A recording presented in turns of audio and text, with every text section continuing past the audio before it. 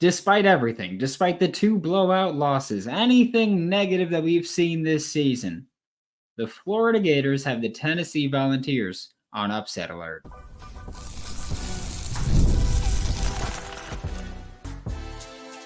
You are Locked On Gators, your daily podcast on the Florida Gators. Part of the Locked On Podcast Network, your team every day. Hello, and welcome back to another episode of Locked On Gators, part of Locked On Podcast Network, your team every day. Thanks for making Locked On Gators your first listen of the day every day. We are available daily and free wherever listen to the podcast and on YouTube. I am Brandon Olsen. Find me on Twitter at WNS_Brandon. Find all my written work with New York Giants on SI.com. Today's episode of Locked On Gators is brought to you by FanDuel. Place your first $5 bet and you'll get started with $200 in bonus bets guaranteed. Visit FanDuel.com to get started. And joining me now, students of the game. Joining me now for Locked On Gators are people that you may have never seen before. But if you've been in a Twitter space with me, which I feel like a good deal of listeners have been, then you may recognize the voices. It is the students of the game, Smoke and Lito. How you guys doing here for 8 week? Man, we're doing great, man. Doing great. Rivalry week. Appreciate you for having us. I was curious because I don't know what it is. If it's because I'm in New York and so I'm not down there, but like I don't look at it as hate week because I'm 28 years old. For so much of my life, just been whooping Tennessee. Like it's like I feel kind of bad for you guys at this point. So I don't know what are you guys like little brothering? Is that what it is? Like you're like, oh, I hate you because I'm a little brother. I get that one. So I'm gonna let you go first, Smoke. I'm gonna let you answer that, then I'm answering. I'm gonna be all the way 100 with you, Brandon. Man, it's my hate for the SEC.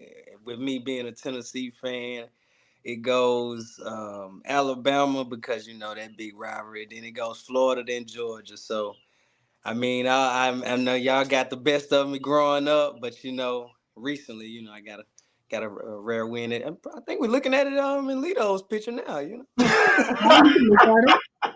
that's right. He can look at it. That was 2 years ago. That's fine. Yeah, we're getting back to winning ways. Almost all the players that you have on your TV are currently in the NFL. That's the point. You're right. You're right. Congrats. They can't help us. The Detroit Lions backup quarterback is beating the Indianapolis Colts starting quarterback. Hold on, no. Brew was there. Yeah, Brew was there. There. Okay, well, that's not fair because Brew's been in college since the NCAA formed. That guy's been around forever. So that one doesn't count. I don't know how he does. He's Cam McCormick at receiver. I don't know how he does. Lito, you get that one. Like Brew, man. You need all the veterans to teach the young guys. You need that. Definitely do. He's old, all right. When we talk about this game this week, Florida Gators offense, how do you guys kind of think they match up with the Tennessee Volunteers defense? Go ahead, Lito. Okay, man. Honestly, which our offense is honestly tricky with the 2 quarterback system because you actually have been winning games with this system, and each quarterback has both been having success, and they do it both differently. So that's a lot to worry about. That put a lot of stress on the defense to worry about. So I'm kind of excited to see how we come out after the lackluster performance we put off in Arkansas. So I think y'all are going to propose a challenge to us in that game. Yeah, Lito, I saw the injury report and I saw 2 receivers coming back for them and 2 receivers that may be out for us. So that's definitely going to be an issue. And considering that if you look at this rivalry, we'll throw, you know, the scores and all that out the window, we know it's going to be a close game, a tight game when you got, you know, those teams playing together because, you know, we think of the Felipe Franks tragedy, you know, that happened. So, you know, tragedy? What tragedy? That was amazing. You forgot where you was at, bro. I figured that with us bringing in a better defense as opposed to having a better offense in years past, that I think that, you know, it's going to be pretty interesting. But like I said, with those 2 guys coming back, we're going to have our hands full. How is that as a like is that genuinely like a weird feeling as a Vols fan under the Heupel era? Like he's thought of as such a great offensive mind, but I feel like this year it's the defense. I mean, the Oklahoma game was I thought, I'll tell you what, you guys did not cash my bet because I thought Tennessee was going to light them up. And it was just a knock them down, drag them out kind of game. Like what the hell kind of switch up is that? So, Brandon, I'm not going to lie to you. I was always under the impression that the offense was going to be a little slower than the defense this year. And that the defense was going to have to carry Nico into some of these games. And I think Heupel still was kind of handcuffing Nico in the Arkansas game, and it bit him. So now he's going to have to let those handcuffs loose on Nico and let him play. But what if he doesn't? What if he comes out and he's like, "Oh, I don't like those. If you don't let him play, we in trouble." He has to let him play. Be some bad things happening in Neyland if he don't unloose those handcuffs on him. Yeah, I think when I was getting ready for this game, one of the things that I was looking at was Taylor Green last week against Arkansas connected on long pass. Like downfield was there. He was 4 for 6, but also Arkansas dropped 2 passes. Yep. Like it was there for them. And then I look at Florida's 2 quarterback system, and which I still don't know how I feel about, but 2 quarterback system, and Graham Mertz has not been the kind of quarterback that'll take deep shots and challenge teams. And then DJ Lagway does it like that's all he wants to do at times. I want to run the ball or throw a bomb, which not encouraged by me. Big plays, big points. But I look at that matchup and I kind of hope that Billy Napier sees it and he's like, hey, you know what? Instead of 2 drives Graham, one drive Lagway, we'll go 2 drives Graham, 2 Lagway, or 1 and 1 or something. Because I just look at, and I don't think Tennessee's defense is bad. I think the front is, I mean, we've talked about James Pierce for a long time and in spaces and everything. But I look at the big play has been there. So why not put the guy? But that's the thing with me and Billy Napier and why I have such a hard time having confidence in this team right now. I don't think he's going to put players in the position to succeed, which, in my opinion, that would be the right approach to take offensively. And I think that's what's going to help us out because Billy Napier is going to help us by not playing the right people at the right time. I wrote that in my copious notes. I feel like Billy Napier's been playing a lot of players, a lot of young players that they're getting them good reps, and he's been rotating a lot. And I think he's going to rotate just a little too much and it's going to get him caught in the personnel that we'll be able to take advantage of. So he has to watch that, in my opinion. Well, man, I'm going to tell you one thing that Hype got to watch out and the defense got to watch out for is you guys basically shut out UCF last week. And they have a similar rushing attack as Tennessee. But also, you guys' offensive line held your own as well and gave, Mertz and DJ some time to operate. So if you guys O-line play like last week, and really the line of scrimmage is going to determine this game. So if you guys offensive defensive line play like last week and we play like last week, it's going to be a long night for my Vols. Yeah, Florida's offensive line is interesting to me because I understand that I've always been my belief has always been it's more about the unit than the individuals. I've used the analogy before, like I'm a Giants fan. Both times they won the Super Bowl, they didn't have all pro offensive linemen across the board. It was that they just had really good units. And it seems like Florida, which now has a lot of guys returning on the offensive line, whether or not they were starters, they're returning and they've been in the system. They seem like they're playing better, at least as far as pass blocking goes. But then I still look at I still think Damian George is a weakness at right guard. I thought Lee Hunter kind of took his lunch money last week. You look at just the first drive for UCF's defense versus Florida's offense, and there's one play where I don't know how it happens. Graham Mertz is facing forward. Lee Hunter is in the backfield, and Damian George is behind Lee Hunter, like hugging him from behind. And it's reps like that. I look at it and I think that can't happen. But then Florida right now also tackle issues or tackle injuries. Austin Barber is questionable. His backup, Devin Manuel, is already out. If Austin Barber can't go, and then I would assume Brandon Crenshaw-Dixon moves to left tackle from right tackle. Caden Jones or Cam Waits gets to start at right tackle. But that's when I think James Pierce really becomes just a killer, I think, if you have to deal with that offensive tackle situation against an NFL likely top 10 pick in James Pierce. So, what quarterback do you feel makes the line look better for y'all? I mean, it has to be DJ, right? Because his ability to move around, and we struggled a little bit kind of holding a mobile quarterback. So, I wonder if he tried to play DJ a little bit more.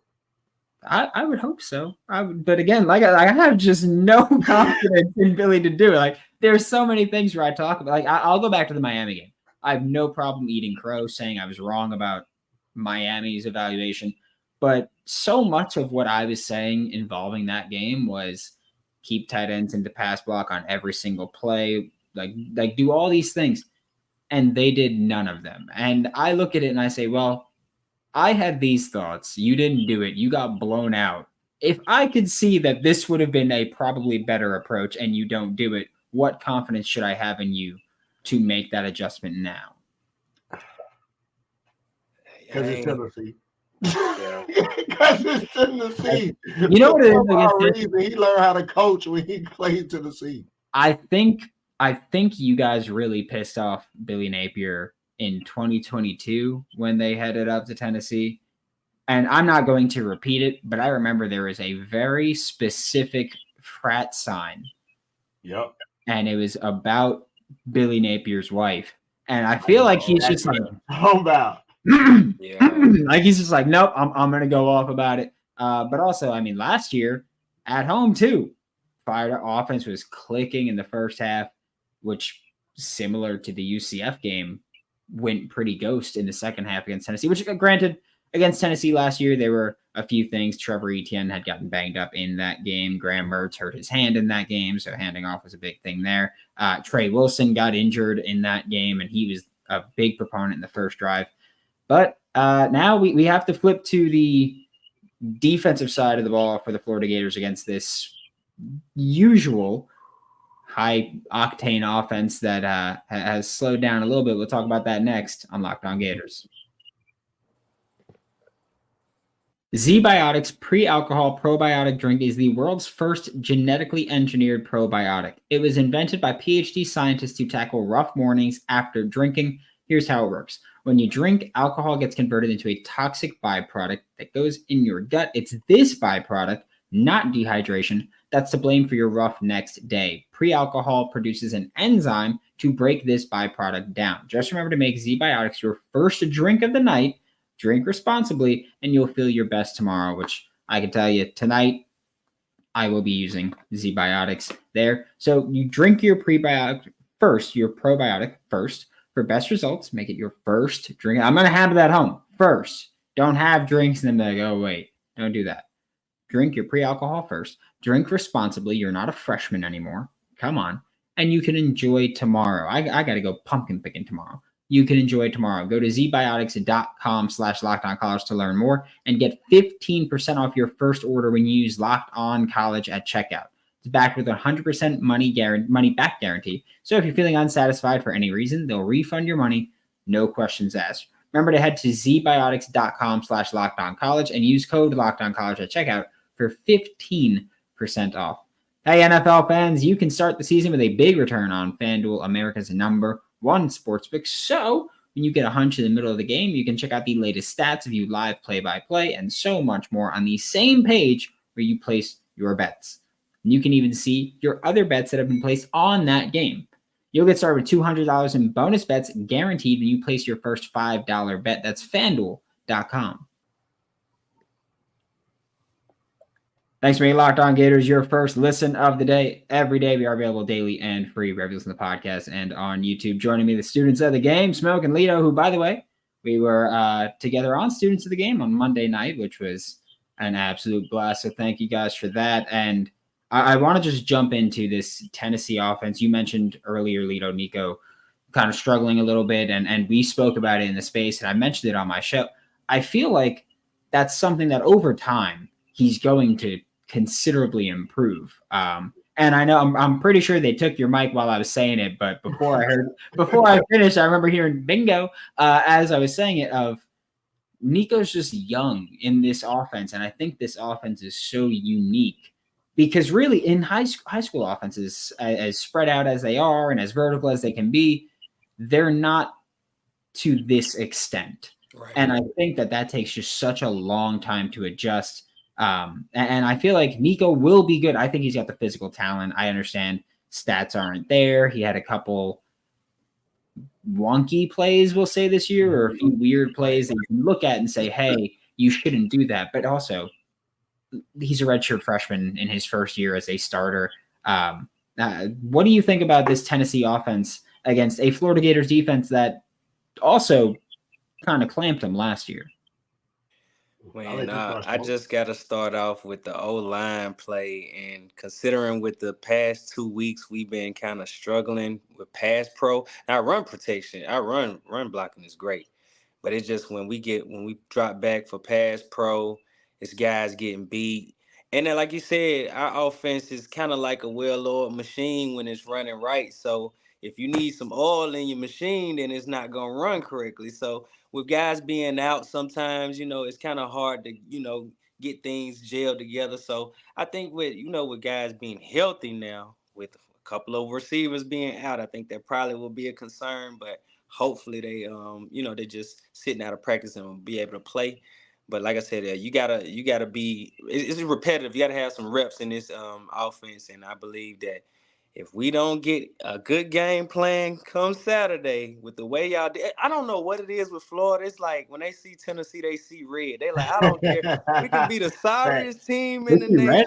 nation. I thought they see losses. That's crazy. When they see Tennessee, they see like, oh, we're gonna beat them for some reason. And I don't know why it's like that, but we got to put a stop to it. And I think that we got to control the offensive line, man. If our O-line can pass protect, I know the run blocking to get a job done, but if we can pass protect, we can limit some of those explosive plays that the defense be making. So with me, man, I think you getting a pissed off Josh Heupel. Uh-oh. All week you've been hearing about how bad the offense was in Arkansas, and I think he's even more pissed off because he know what kind of talent he had in Nico, and he know that he had the handcuffs on him. So I really do think Tennessee is going to get back to their ways of running the football is key to our offense. And one thing y'all haven't been able to do this year is stop the run. Y'all have given up the run to teams. Mississippi State, I gave up a lot of rush yards too. Yeah, Mississippi State was 240, Texas A&M was 310. So, man, and I look at our rushing attack, man, we got a big rushing attack, and we lean on that to get us going. So, with that being said, with them leaning on that and us probably catching out some formations off a run, I think we take some shots, and I think that starts to grow Nico's confidence. And I feel like he can grow a lot in this game. This be one of the games that if he gets this under his belt, beating Florida, it's going to be one of the ones. Do you automatically get put into the Ring of Honor if you're a Tennessee quarterback? Almost. Yeah. Guess you ain't lying. That's why I said you one of the ones. You beat Florida, you one of the ones. You go in the books. Yeah, I get it. I will say, because I know you mentioned Florida Gators run defense, and I know that Florida Gators listeners right now are going to go, but UCF. I will stand on. I think UCF just played horrible. I think Florida played average in that game, and that's why Florida dominated. It wasn't that Florida's run defense was all of a sudden so good. UCF just Gus Malzahn rolled over and died. That's my thoughts on that game. But I will say that Florida still has Cam Jackson, and Cam Jackson dominated on the interior last year against Tennessee. Like I firmly believe Florida loses that game without Cam Jackson last year. I think that the defensive game plan was perfect. Whenever Tennessee would motion someone out of the backfield and go wide, they would put a jack linebacker out there because they go, hey, 20% of your offense is screens. You want to throw a screen and have a receiver block our jack linebacker. You go ahead and do that and take away the screens. And hey, the other thing they're going to do a lot is throw deep shots. There's almost no intermediate passing game in this offense. It's like, hey, run, short pass, bomb. And that's kind of it, which, I mean, it's effective almost always. But if Florida can get that, I feel like last year, Austin Armstrong was like, hey, we're going to let him hang, man. We're just going to go light in the box, and we're going to put Cam Jackson in there. And if he can make plays, he can make plays. If Florida takes that approach again this year with Nico, I feel like Nico can make you pay more than Joe Milton could because he's significantly better as a passer, in my opinion. I think that with Nico. It's just a matter of actually getting the offense down and operating under him.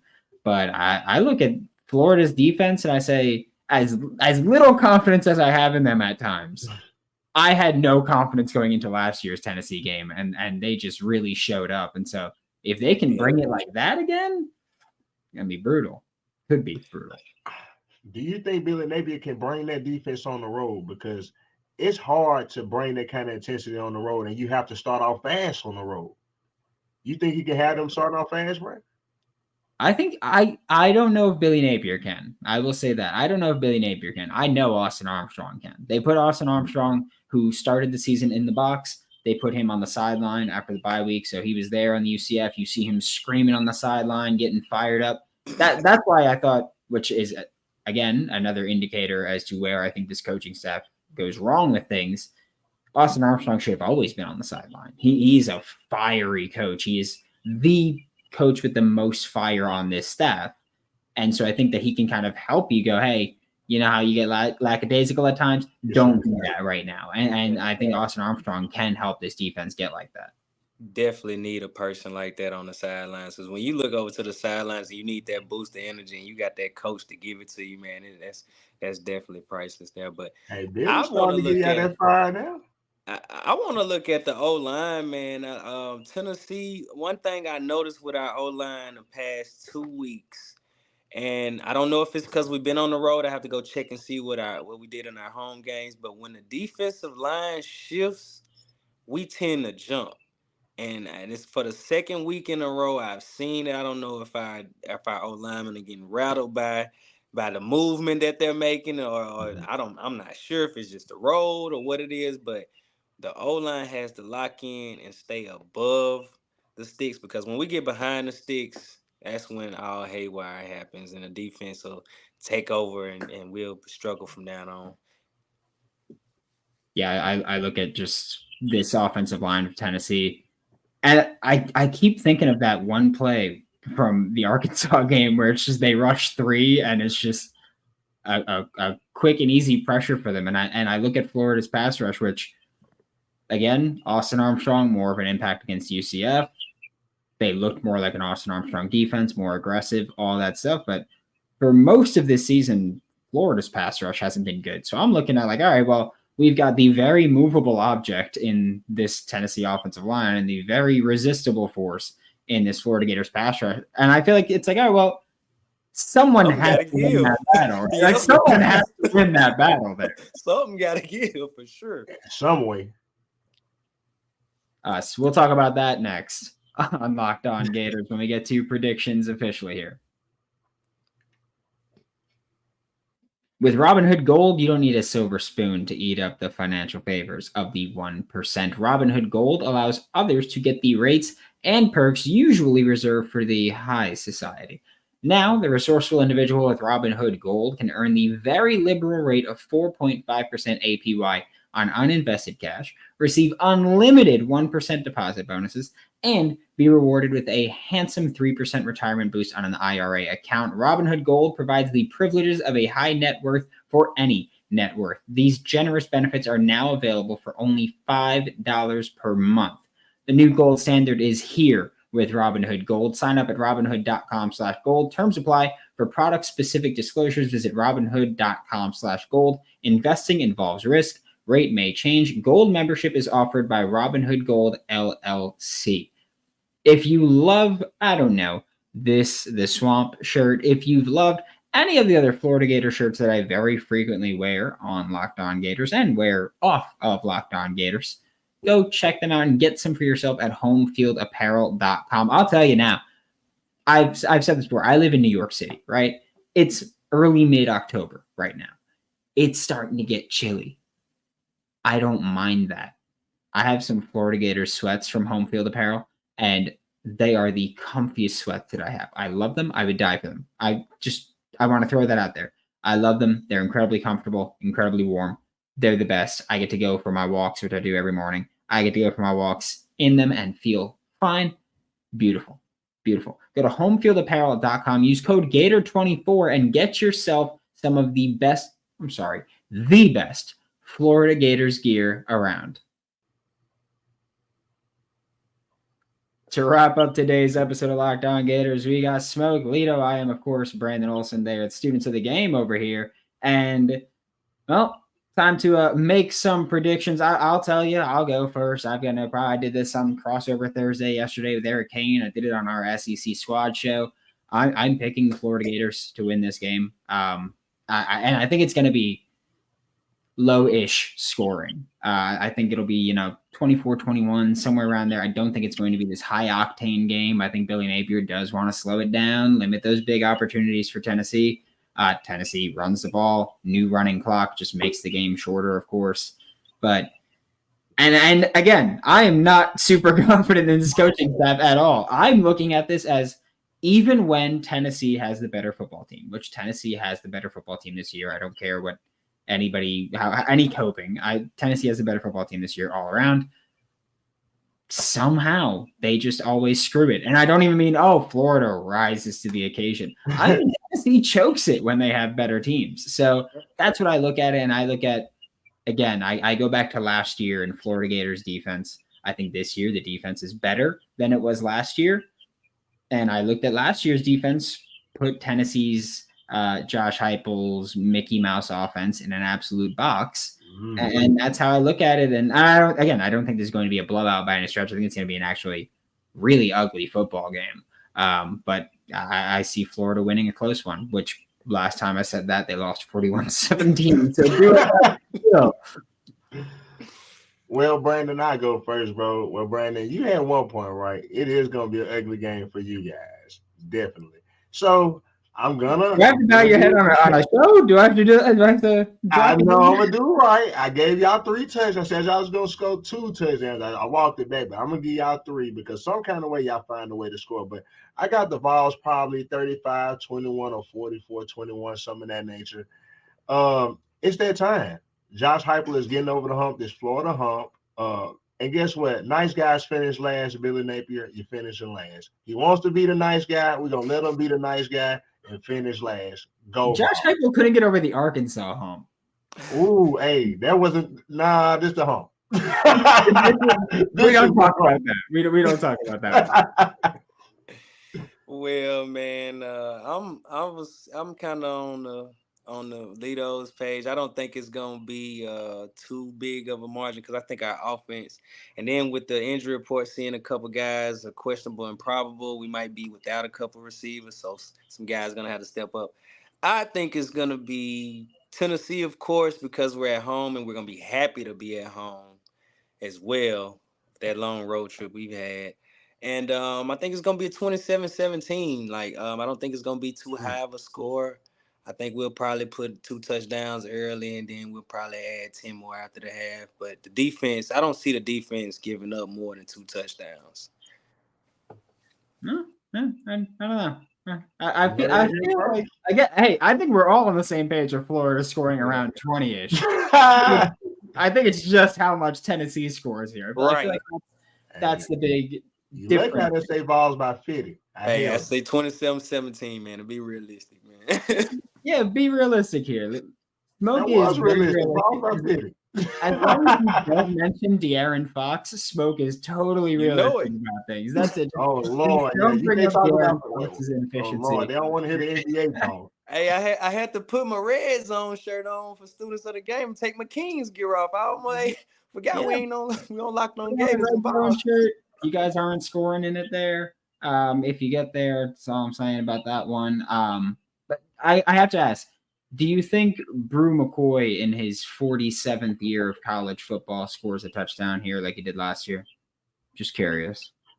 If he plays, yes. Yeah? Okay. Let's see. Crazy. You see the questions we get, bro? Yeah, those are the questions. Welcome to Locked On Gators. I don't know what you were anticipating. When you accepted this invite, I don't know what you were anticipating, but that's exactly what you're going to get. That's how we do it here.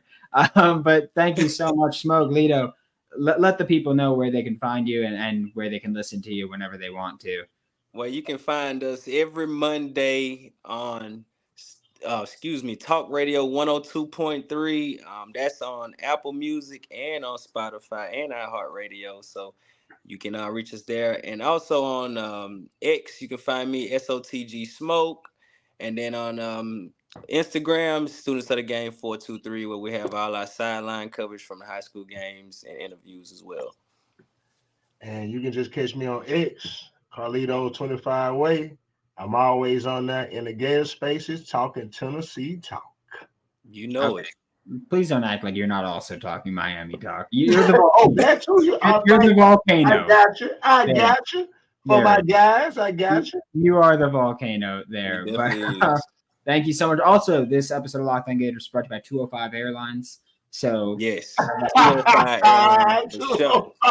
Tip my hat to 205 Airlines. There we go. Thank you so much, Smoke. Thank you so much, Lito. And thanks, Brandon, man, for sure. Appreciate it, Brandon.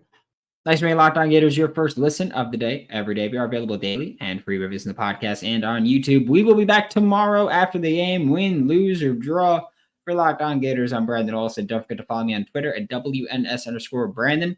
Find all my written work with New York Giants on SI.com, and I'll see you all next time.